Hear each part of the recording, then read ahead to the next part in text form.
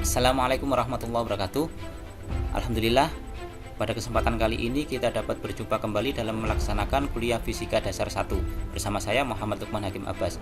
Materi kali ini yaitu tentang besaran. Capaian dari pembelajaran kali ini menjelaskan tentang besaran pokok dan besaran turunan, menjelaskan perbedaan besaran pokok dan besaran turunan.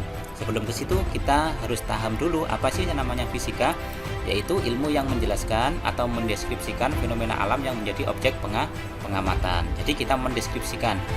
Misalkan bagaimana sih cara mendeskripsikan sebuah objek itu?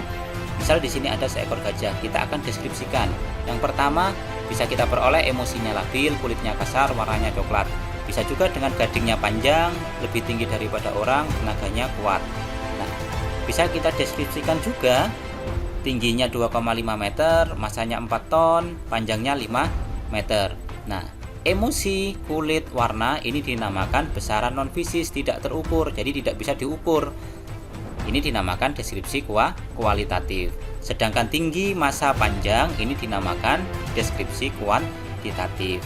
Dan tinggi, massa, panjang inilah nanti yang dinamakan besaran fisis atau besaran yang ada di dalam fisika, yaitu sesuatu yang dapat diukur dan menyatakan dengan angka dan dinyatakan dengan satuan. Jadi syaratnya besaran dalam fisika itu dapat diukur, dinyatakan dengan angka dan memiliki satuan. Nah, misalkan ada panjang tali. Definisi dari panjang yaitu jarak titik dari paling kiri ke titik yang paling kanan. Berapa dan bagaimana cara mengukurnya? Misal kita ada tali seperti ini. Cara mengukurnya yaitu dengan membandingkan dengan panjang jengkal kita.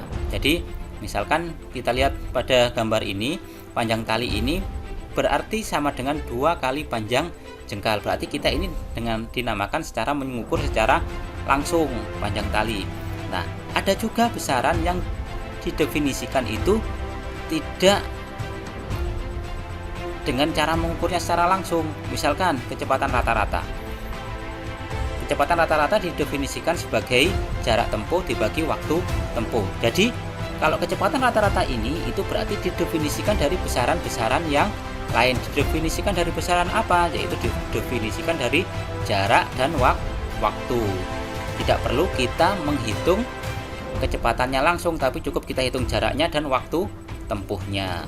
Nah, dari situ berarti dapat kita simpulkan ada 2 besaran. Yang pertama, ada besaran yang dapat didefinisikan hanya dengan menggambarkan bagaimana cara mengukurnya. Berarti kita hanya bisa kita ukur itu sudah tahu itu namanya besarannya, yaitu misalkan panjang meja. Cukup dengan cara mengukurnya. Ini dinamakan besaran fundamental atau besaran pokok, yaitu besaran yang berdiri sendiri dan tidak diturunkan dari besaran yang lain. Contohnya panjang, waktu, massa.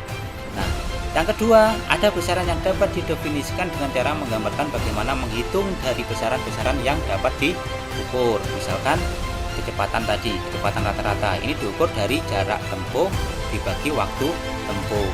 Jadi tidak perlu kita menghitungnya, cukup kita menurunkan dari besaran-besaran yang lain. Inilah nanti yang disebut besaran turunan. Misalkan luas, volume, massa, jenis zat. Luas di sini kan kita rumusnya panjang kali lebar. Berarti kita hanya cukup mengukur panjangnya, cukup mengukur lebarnya, maka kita peroleh luasnya. Jadi tidak perlu mengukur luas. Nah, yang pertama ada besaran pokok. Besaran pokok itu besaran dasar. Hanya ada 7 besaran, yaitu yang pertama ada massa memiliki satuan kilogram, panjang memiliki satuan meter, waktu memiliki satuan detik, arus memiliki satuan ampere, temperatur Kelvin, jumlah zat mol, intensitas cahaya kandela. Inilah dinamakan besaran-besaran pokok. Kita dapat menentukan besaran ini dengan cara mengukurnya langsung.